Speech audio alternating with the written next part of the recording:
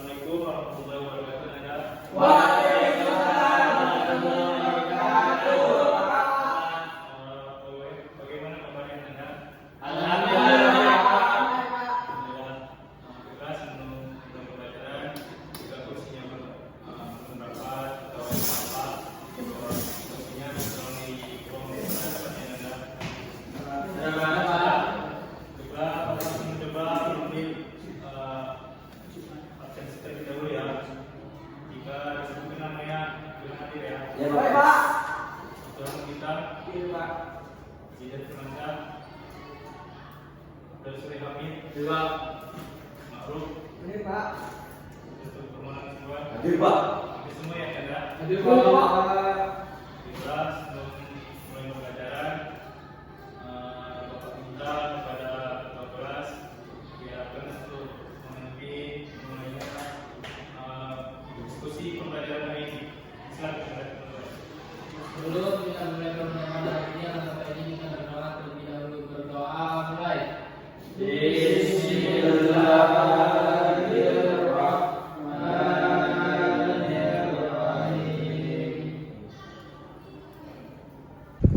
Bismillahirrahmanirrahim.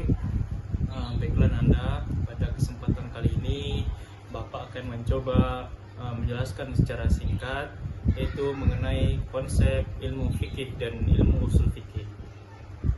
Yaitu dari konsep ilmu fikih terdiri dari dua sisi atau dua perspektif. Yang pertama dari segi arti dan definisi fikih. Secara bahasa, ilmu fikih ini berarti al-fahmu, yaitu paham yang mendalam. Adapun secara istilahnya, ilmu fikih ini ialah ilmu tentang hukum-hukum syara' yang bersifat praktis yang diperoleh dari dalil-dalil yang terperinci. Adapun yang poin keduanya itu dari segi ruang lingkup kajiannya. Fokus kajian ilmu fikih terbagi menjadi dua bidang, yaitu yang pertama dari bidang ibadah, ialah hubungan vertikal antara seorang mukallaf dengan Allah Subhanahu wa taala. Seperti contohnya melaksanakan sholat, menunaikan zakat, melaksanakan haji dan umroh dan lain-lain. Adapun yang kedua dari bidang muamalah, yaitu hubungan horizontal antar manusia seperti transaksi, pernikahan dan pidana.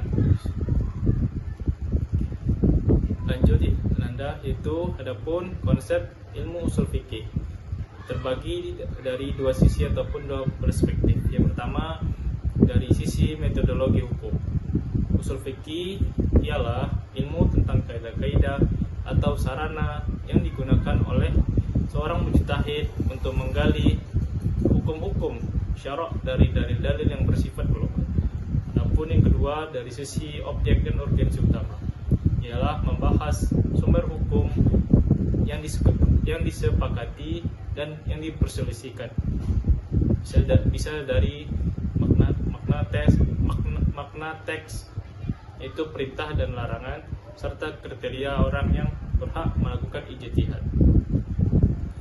Baik Anda, dari penjelasan Bapak tadi, semoga Anda dapat memahaminya ya.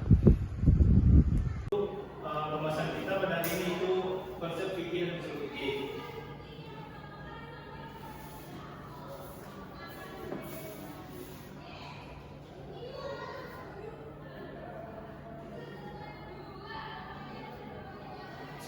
Sebelum membahas lebih jauh, adapun tujuan pembelajaran kita pada hari ini terkait materi itu ada 3 poin. Yang pertama, memahami fikih. Yang kedua, menguasai usul fikih. Yang ketiga, menganalisis korelasi. Adapun dari segi memahami fikih, ialah bisa mendefinisikan arti fikih, mengidentifikasi ruang lingkup kajian ibadah dan muamalah serta tujuan penerapannya. Adapun yang kedua, dari segi menguasai usul fikih, itu dapat memahami pengertian usul fikih sebagai metodologi ilmiah pencarian dan pembentukan hukum syariat. Adapun dari segi menganalisis korelasi, yaitu menghubungkan sinergi antara kaidah metodologis itu usul fikih dengan keputusan hukum praktis itu fikih. Coba Ananda Abdul sebutkan kembali apa saja tujuan kita. Kita mengenai hari ini Bapak memahami fikih atau definisi aktiviti itu apa, menguasai usul fikih, memahami pengertian usul fikih, dan menghubungkan sinergi antara kaidah usul fikih dengan fikih. Dari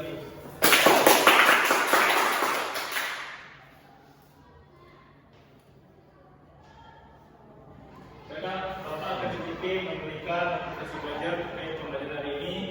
Jadi ialah belajar fikih membuat kita menjadi lebih tahu apa yang harus diamalkan sesuai syariat agama, dan juga belajar ilmu usul fikih menyelamatkan diri kita dari taklid buta dan menyingkap agungnya cara ulama meluruskan hukum.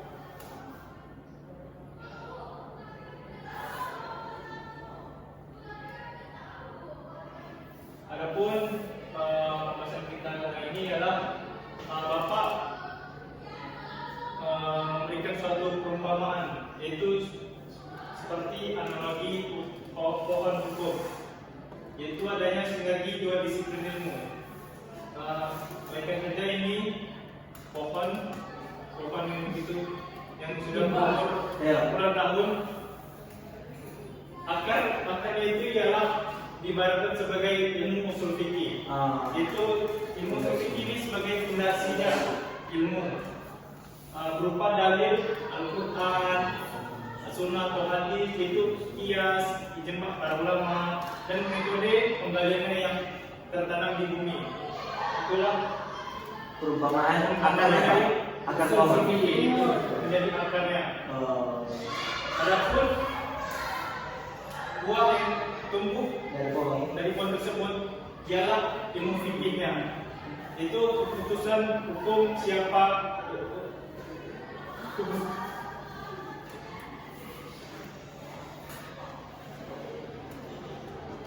keputusan hukum siap jadi, yaitu seperti hukum wajib, sunnah, haram, makruh yang dapat langsung dipetik untuk kemaslahatan hidup manusia. Begitu. Jadi buah yang tumbuh di satu pohon itu ialah perumpamannya ilmu fikih.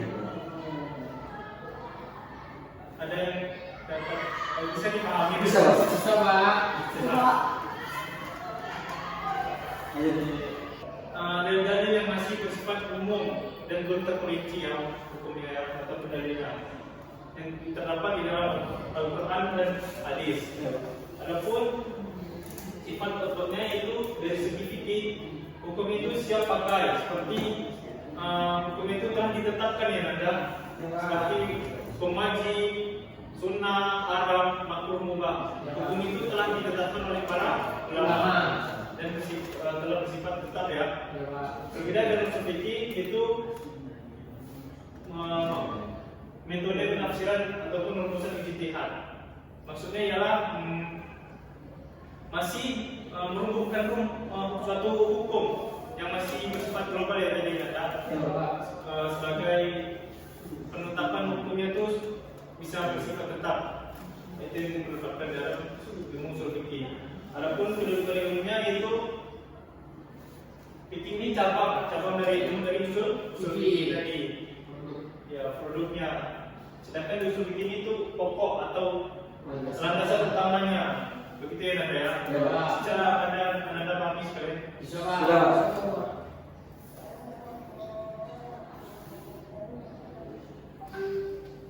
Tiga.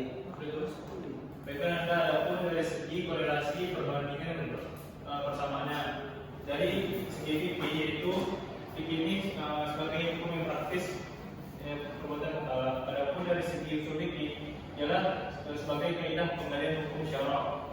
Adapun bahasanya dari ilmu fikih yaitu melingkupi perbuatan manusia seperti ibadah dan muamalah. Adapun dari segi ilmu usul fikih yaitu Bahasannya ialah dalil-dalil syar'i global seperti Al-Quran, hadis dan lain-lainnya. Adapun sifat outputnya dari sisi ilmu fikih itu hukum yang siap pakai, yang telah ditetapkan status hukumnya seperti wajib, sunnah, haram, makruh dan mubah. Adapun dari segi usul fikih ialah metode penafsiran ataupun rumusan ijtihad, yaitu hukum yang belum dirumuskan atau ditetapkan sebagai hukum yang telah ditetapkan seperti dari sisi fikih tadi, yaitu adapun kedudukan ilmunya. Jadi dari ilmu fikih yaitu memiliki sebagai cabangnya atau urumaya, dan usul fikih ialah sebagai pokok ataupun landasan utama, itu usuliyah. Dapat Anda pahami sekalian? Dapat Pak.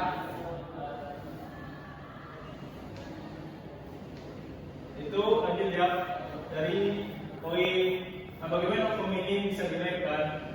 Hukum fikih tidak muncul begitu saja tanpa adanya sebab, faktor ataupun latar belakangnya, melainkan hasil dari perkalian antara dalil mentah dengan pisau metodologi, yaitu adanya dalil tafsiri ditambah dengan kaidah usuliyah, maka lahirnya hukum fikih. Baiklah, dari pembahasan Bapak tadi, coba Anda bagi Simpulan pembelajaran tadi itu fikih dan usul fikih adalah satu kesatuan, yang mana usul fikih berfungsi sebagai kompas atau metode sistematis, sedangkan fikih adalah anak atau produk hukum yang kita amalkan tadi. Yang mana tadi? Gas. Baiklah, Anda dari penjelasan Bapak tadi, adakah yang bisa menyimpulkan? Saya, Baik, Anda jelaskan. jadi kesimpulan pada pembelajaran pada hari ini yaitu tentang fikih dan usul fikih. Usul fikih bertindak sebagai kompas, metode, sistematis, sedangkan fikih adalah arah produk hukum yang kita amalkan setiap hari. Hukum Islam itu dinamis. Berkat usul fikih, hukum Islam mampu mencegah segala bentuk permasalahan sosial baru yang berkembang di dalam modern ini. Memahami perbedaannya yaitu mempelajari proses yang menyadarkan kita bahwa perbedaan pendapat para ulama atau ikhtilaf didasari oleh metodologi ilmiah yang sangat kokoh dan dapat dipertanggungjawabkan. Tadi apa sudah tadi? Setelah Bapak akan mengulang lagi ataupun memberi kesempatan, jadi fikih itu ialah produk ya, produk dari usul fikih itu. Maka dari itu adanya sholat, zakat, haji, umroh, berkurban itu hasil dari usul fikih, itu bukan atau metode dan ijtihad dari para ulama. Begitu ya Nanda ya? Bisa dipahami Nanda? Baiklah. Baiklah, sebelum menutup pembelajaran, mari kita refleksikan pembelajaran kita pada hari ini.